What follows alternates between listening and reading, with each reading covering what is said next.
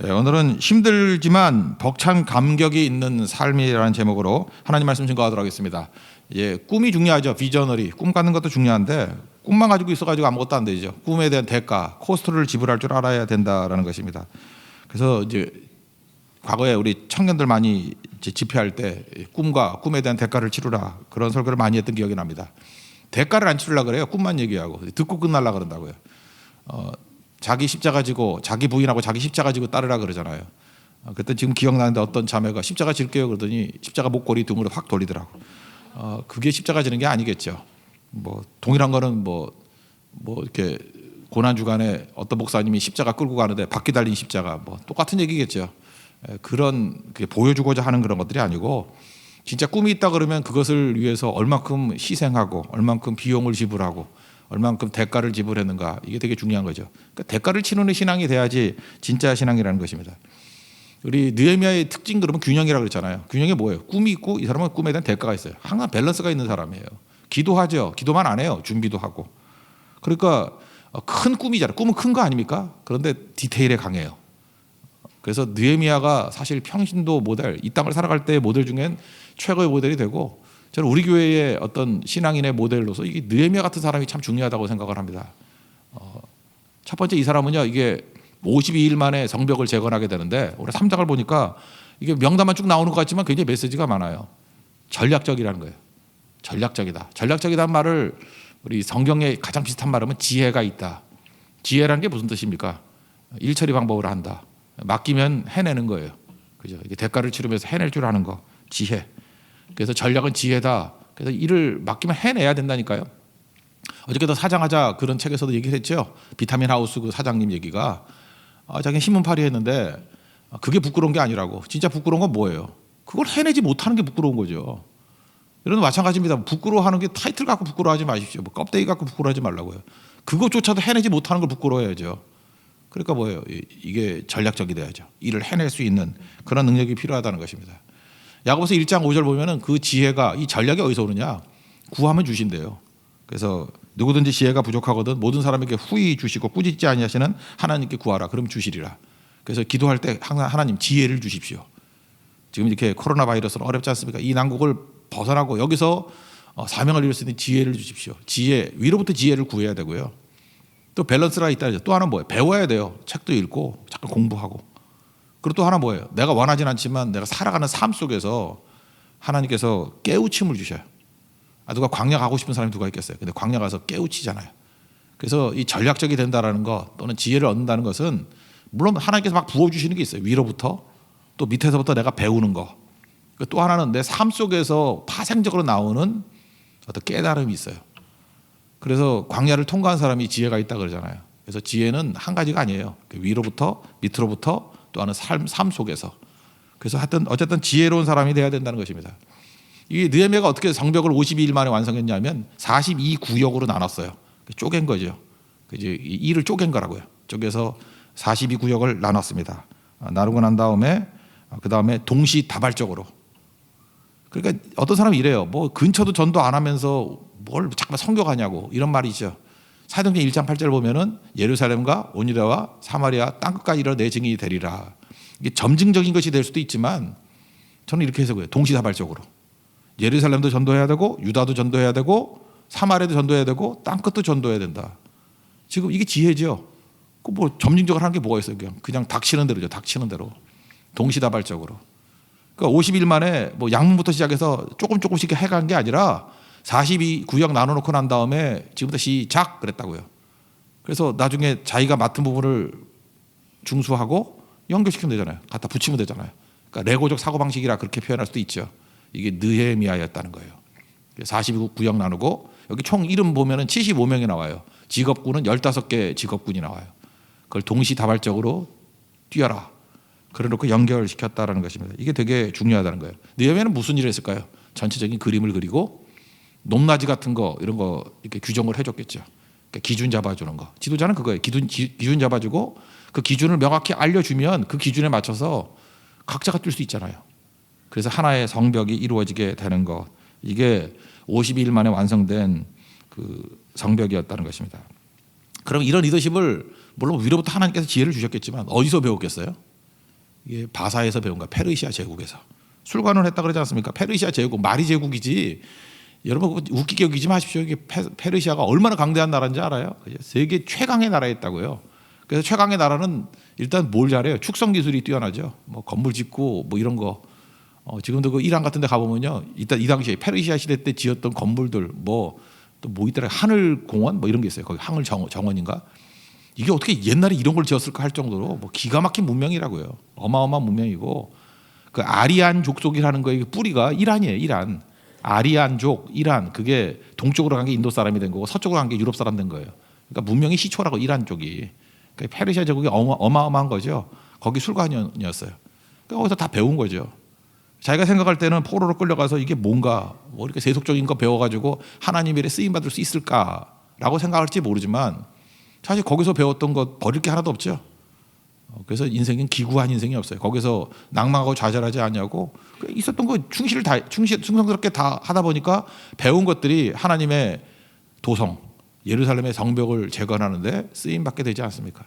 이렇게 된 사람이 느헤미야, 요셉, 모세 다 똑같은 것 같아요. 요셉도 보세요. 자기가 기구한 운명이라고 생각했죠. 뭐 자기 생각 안 했겠지만 우리가 볼 때 기구하잖아요. 채색 옷 입던 귀중한 아들이 노예로 팔려가요.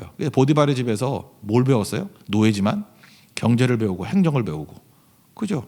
그 집안이 큰 집안이에요. 큰 집의 노예가 되니까 가정 경제지만 사실은 웬만큼 뭐 어떤 그 도시만한 그 경제가 될 수도 있다고 어떤 사람 해석하더라고. 워낙 부자니까. 집안에 감옥이 있을 정도예요. 집안에 감옥이 있을 정도. 그러니까 얼마나 큰 집이었겠어요. 그죠? 거기 집안에 감옥에 갇힌 거거든요. 그러니까 어마어마한 거죠. 그다음 감옥에 갇히고 난 다음에 또 뭐 배웠어요? 억울하지만 그 여러 사람들, 범털들, 그죠? 그 사람들 다 배웠죠. 술 맡은 거는, 떡 맡은 거는들, 정치를 배웠죠. 사실은 그 기간 동안에 그 17세에 노예를 끌려가 가지고 사실은 13년 동안이잖아요. 13년 동안 죽을 고생했다고 생각하지만 그건 하나님의 학교였다고. 버릴 게 아니죠. 기구한 인생이 아니에요. 준비 기간이었죠. 잘 준비하고 30살에 총리가 되자마자 뭐 시간 텀 없이 곧장 일해도 문제가 없을 정도로, 만약에 보디발의 집이 없었고 감옥이 없었다 그러면 그거 못했을 거예요. 그런 준비가 돼 있었기 때문에 30살에 총리가 돼도 당장 투입될 수 있었다는 것입니다. 느헤미야도 마찬가지예요. 준비한 거예요. 모세도 마찬가지죠. 40년 동안 왕궁에 있었다. 애굽을 배운 거예요. 40년 동안 광야에 있었다. 광야를 배운 거예요. 그러니까 80년은 뭐예요? 허송세월 아니에요. 배운 시간이에요. 그리고 나머지 40년 동안에 이스라엘 백성들을 인도하지 않습니까? 이게 되게 중요한 거예요. 그리고 하나님께서는 자기가 경험한 것만큼 이끄시잖아요. 모세는 광야까지 가보니까 광야까지 인도하고, 여호수아는 가나안까지 가봤으니까 가나안까지 인도하잖아요. 그래서 하나님께서 내가 왜 이런 데 엉뚱한 데를 가게 만드시나, 왜 나에게 이런 경험을 하게 만드시나, 지도자 삼으려고 그래요. 거기 많은 사람들을 그곳으로 이끌어 가려고. 그래서 저도 인생을 살다 보니까 그래요. 그 이유 없이 간등이 아니에요. 제가 그 부목사 처음 할 때, 부목사가 아니에요. 근데 강도사 했을 때인데 얼떨결에 선교 간다 그래서 처음 간 데가 대만. 그때는 그 여권도 잘 안 주고 해서 90년도, 91년도니까요. 그때 노태우 대통령이 있을 때니까 외국 나가기 쉽지 않을 때여서 처음으로 문이 열릴 때거든요. 열리자마자 갔던 데가 어디냐면 대만 갔다가, 그다음에 필리핀 갔다가, 그다음에 싱가포르 갔다가 인도네시아 갔다가 돌아왔어요. 쭉 보니까 그게 제가 평생 했던 선교지더라고요. 선교의 그 흐름들. 그때 만났던 그 틀을 가지고 했던 일이 많더라고요. 저는 그때 우연이라고 생각했어요. 내가 뭐 의미 없이 여기 왜 갔나? 저런 게 하나님께서 나를 갖다 열심히 뛰었더니 쉬게 만들려고 이렇게 돌아다니게 만드나? 아니었어요. 그게 쉬는 거가 아니라 진짜 몇십 년을 뼈가 휠 정도로 뛰게 만드는 사역지였어요. 사역지.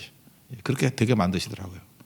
그러니까 하나님 나라에서 기구한 인생 없고 쓰레기통 없어요. 다 쓰임받게 된다는 것입니다. 그러므로 지금도 이런 많은 경험들이 있지 않습니까? 이게 하나님께 나를 준비시키는 기간이에요. 잘 준비되어서 우리 하나님의 은혜 가운데 잘 쓰임받는 우리 믿음의 종 되기를 바랍니다.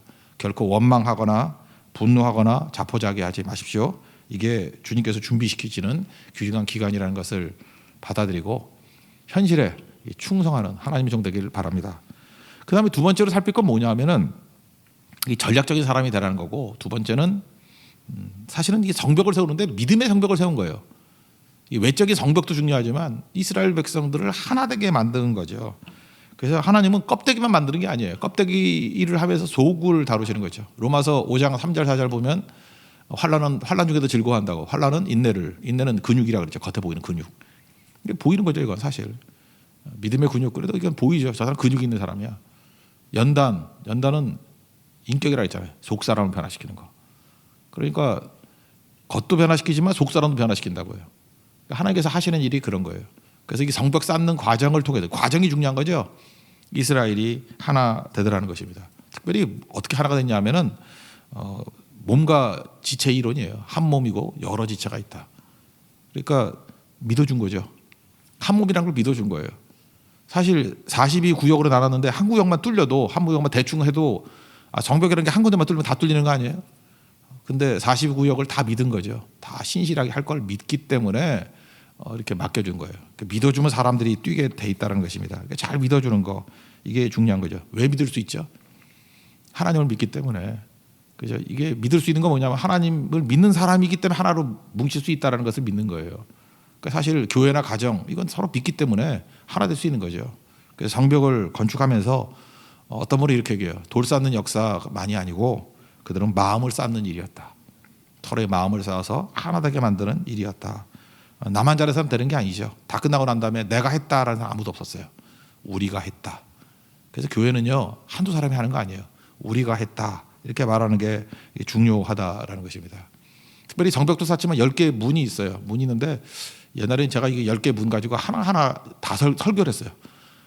나 그때 미쳤지. 설교 10번 했어요. 이거를. 문 하나 갖고 한 번씩 설교를 했어요. 그때는 정말 쪼개도 너무너무 쪼개는 거죠. 저는 기뻤지만 듣는 성도가 얼마나 괴로웠을까 그런 생각을 했어요. 문 하나 넘어가는데 그걸 10번을 했다니까 10번을. 근데 지금은 다시는 그런 오류를 범하지 않고 그냥 넘어가도록 하겠습니다. 일단은 그 벽이라는 게 왜 중요하냐면 이게 경계를 이루는 거죠. 사실 우리나라에는 베스트셀러가 되지 않았지만 진짜 좋은 책이 하나 있어요. 바운더리스라는 책이 있거든요. 번역되기는 노라고 말할 줄 아는 그리스도인 헨리 클라우드가 쓴 책. 내가 몇 번 설교했을 거예요. 정말 좋은 책이에요. 어마어마하게 좋은 책인데 베스트셀러는 아닌 것 같아. 그죠? 나온 지 한 20년 됐을 거예요 지금.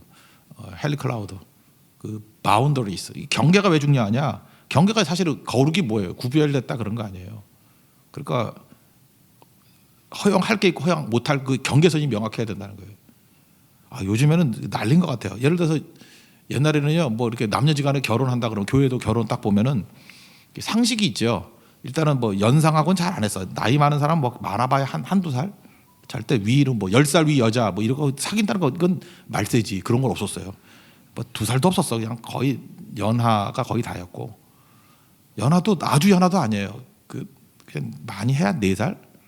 5살 그러면 좀 이렇게 눈치 보이고 7살 그러면 미친놈이죠. 10살 그러면 그거는 사형감이에요. 그건 인간도 아니에요. 그러니까 바운더리가 있었다고. 그래서 어디 딱 가보면은 나하고 교제할 수 있고 사귈 수 있는 사람의 범위가 웬만큼 정해져 있었어요. 그래 질서가 잡히는 거죠. 근데 지금은 진짜 이게 미친놈의 시대예요. 이게 위로도 한계가 없고 밑으로도 한계가 없고 뭐 어떤 미친놈은 엄마 같은 나이하고도 사귄다 그러대. 뭐 진짜인지 모르겠지만 그죠. 딸 같은 사람하고도 뭐 한다 그러고 이게 바운더리가 다 깨져가지고 아이고 이게 바운더리 이게 손 건드리면 안 되는데 그죠? 그러니까 이게 문제가 되는 거죠. 그래서 이게 바운더리가 깨진 사회가 이게 무서운 사회라는 거 이게 죄가 이게 벽이 깨지는 거예요. 벽이. 우리 마찬가지예요. 주일 성수도 마찬가지예요. 이게 바운더리 아니에요? 주일을 하나님 앞에 철저하게 예배 드리는 날이다. 이게 바운더리가 그게 율법주의가 아니에요. 그게 바운더리가 있는 거지. 그게 있어야 되는 거 아니에요. 가정이란 것도 바운더리가 있어야 되는 거고 이게 다 바운더리가 있어야지 보호가 되는 거 아니에요. 이게 성벽이거든요. 근데 바운더리가 깨졌다. 그 좋은 책이라고요. 여러 부분의 바운더리를 제대로 해내는 것이 성장의 원동력이다. 그래서 바운더리니까 뭐예요? 바운더리를 인정하고 안 하는 거에서 뭘 할 줄 알아야 돼요? 노우 할 줄 알아야 돼요. 그래서 번역을 노우 할 줄 아는 그리스도인이에요. 노우 할 줄 아는 그리스도인. 우리 그 씨뿌림부에서도 얘기했잖아요. 그 허용하지 말아야 되는 거. 허용하지 말아야 되는 게 뭐예요? 노우 할 줄 알아야 되는 거죠. 이성의 염려 노우 해야 돼요. 그죠? 재물의 욕심 노우 해야 돼요. 향락과 쾌락 노우 해야 돼요.